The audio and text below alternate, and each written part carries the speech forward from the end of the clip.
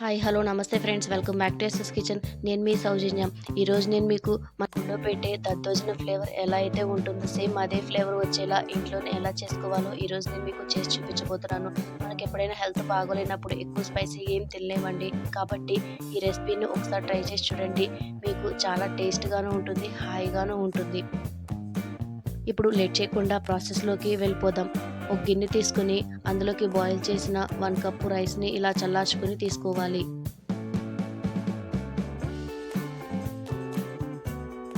ఇలా రైస్ అంతా వేసేసుకున్నాక కాచిన పాలని ఒక గ్లాస్ తీసుకోవాలి.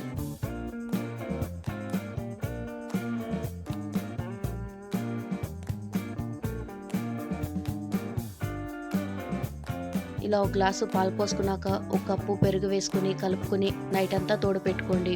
ఇక్కడ పాలు కానీ రైస్ కానీ హీట్ లేకుండా చూసుకోండి. ఇలా హీట్ ఉంటే కనుక పాలు అనేవి విరిగిపోయే ఛాన్స్ ఉంటుంది. కాబట్టి రైసు పాలు హీట్ లేకుండా చూసుకోండి.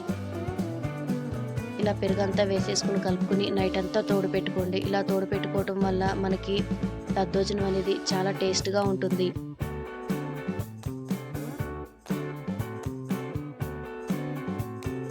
ఇప్పుడు పోపు కోసం స్టవ్ ఆన్ చేసి బాండి పెట్టుకుని 3 టేబుల్ స్పూన్ల ఆయిల్ వేసి హీట్ చేసుకోండి. ఆయిల్ హీట్ అయ్యాక 2 టేబుల్ స్పూన్ల పోపు దినుసులు వేసి ఫ్రై చేసుకోండి. దద్దోజనంలోకి పోపు దినుసుల ఫ్లేవర్ చాలా బాగుంటుంది. ఇలా పోపు దినుసులు ఫ్రై అయ్యాక 1 టేబుల్ స్పూన్ పచ్చిమిర్చి తరుగు, 1 టేబుల్ స్పూన్ అల్లం తరుగు వేసి ఒక 2 మినిట్స్ ఫ్రై చేసుకోండి. మీరు పిల్లలకు కానీ లేదా అమ్మవారికి ప్రసాదంగా పెట్టేటట్టయితే అల్లాన్ని పచ్చిమిర్చిని స్కిప్ చేయండి.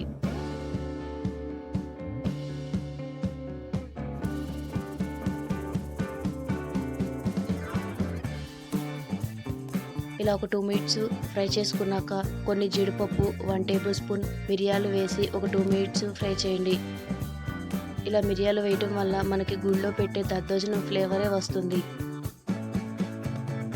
ఇలా ఒక 2 మినిట్స్ ఫ్రై చేసుకున్నాక కొంచెం కరివేపాకు, చిటికెడంతా పసుపు వేసి ఒక 2 మినిట్స్ ఫ్రై చేసుకోండి. పసుపు ఎక్కువగా వేయకండి, అలా వేస్తే మనకి దద్దోజనం కలర్ మారిపోతుంది. కాబట్టి చిటికెడంతే వేసుకోండి. ఇలా ఫ్రై చేసుకుని పోపుని పక్కన పెట్టుకోవాలి.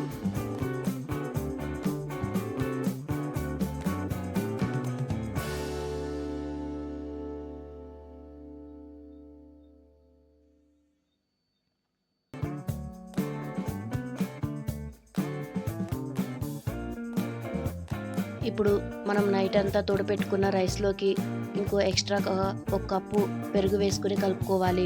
ఇలా పెరుగు వేసుకోవటం వల్ల మనకి గంటల తర్వాత కూడా దద్దోజనం అనేది పుల్లగా అయిపోకుండా చాలా కమ్మగా ఉంటుంది. ఇప్పుడు రుచికి సరిపడా సాల్ట్ వేసుకుని కలుపుకోండి.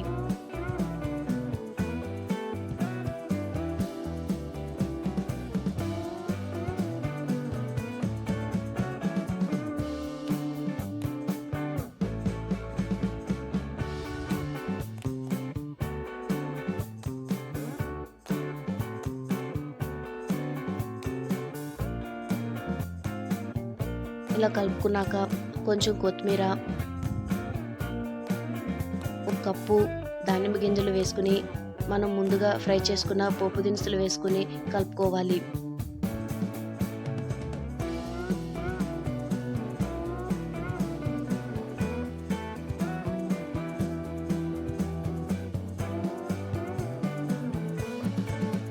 ఇలా దానిమ్మ గింజలు వేసుకోవటం వల్ల మనకి టేస్ట్ చాలా బాగుంటుంది. ఇలా అన్నీ వేసుకుని ఒకసారి కలుపుకుంటే ఎంతో టేస్టీగా ఉండే మన దద్దోజనం రెడీ. మనకి నవరాత్రిలో 5వ రోజు అమ్మవారికి దద్దోజనాన్ని నైవేద్యంగా పెడతారండి. ఇంతేనండి, ఎంతో సింపుల్గా టేస్టీగా ఘాటుగా ఉండే మన దద్దోజనం రెడీ. ఈ రెసిపీ కనుక మీకు నచ్చినట్టయితే మీరు ట్రై చేసి మీకు ఎలా వచ్చిందో కింద కామెంట్ బాక్స్లోకి కామెంట్ చేయండి. ఈ వీడియో కనుక మీకు నచ్చినట్టయితే లైక్ చేయండి, షేర్ చేయండి, సబ్స్క్రైబ్ చేయటం మాత్రం మర్చిపోకండి. మరిన్ని వీడియోస్ కోసం పక్కనే ఉన్న బెల్ సింబల్ని క్లిక్ చేయండి. మనకి సమ్మర్లో కానీ లేదా హెల్త్ బాగున్నప్పుడు కానీ ఈ దద్దోజనాన్ని ఒకసారి తిని చూడండి. చాలా అంటే చాలా రిలీఫ్గా హాయిగా ఉంటుంది. అలాగే కొంచెం స్పైసీ టేస్ట్ బాగుంటుంది. నేను చెప్పినట్టుగా ఒకసారి ట్రై చేసి చూడండి. గంటల తర్వాత కూడా దద్దోజనం అనేది పుల్లగా అయిపోకుండా చాలా కమ్మగా ఘాటుగా ఉంటుంది. చూసారా ఎంత టేస్ట్‌గా ఎంత బావుందో. కాబట్టి మీరు కూడా ఒకసారి ట్రై చేసి చూడండి. ఈ రెసిపీ మీకు నచ్చినట్టయితే మీరు ట్రై చేసి మీకు ఎలా వచ్చిందో కింద కామెంట్ బాక్స్‌లోకి కామెంట్ చేయండి. ఈ వీడియో కనుక మీకు నచ్చినట్టయితే లైక్ చేయండి, షేర్ చేయండి, సబ్స్క్రైబ్ చేయడం మాత్రం మర్చిపోకండి. మరిన్ని వీడియోస్ కోసం పక్కనే ఉన్న బెల్ సింబల్‌ని క్లిక్ చేయండి. Okay. Thank you friends. Bye.